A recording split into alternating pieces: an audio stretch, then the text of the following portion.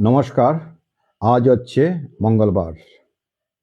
আমরা প্রতিদিন ঘর থেকে যখন কর্মক্ষেত্রের উদ্দেশ্যে বের হই, বাহিরে কখন কি হয় বলা মুশকিল।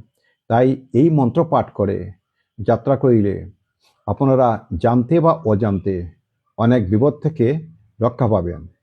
ঘর থেকে বেরোয়ার সময় প্রথমে আপনি প্রধান দরজার সামনে দাঁড়াবেন।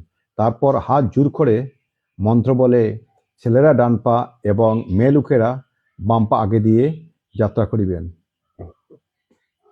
এখন আমার সঙ্গে মন্ত্র বলেন।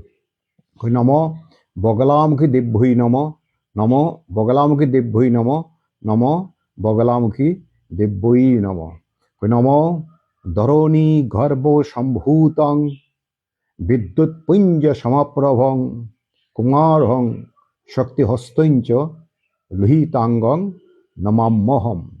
নম সর্ববিঘ্ন বিনাশায় সর্বকল্যাণ হেতবে পার্বতী প্রিয়পুত্রায় গণেশায় নম নম।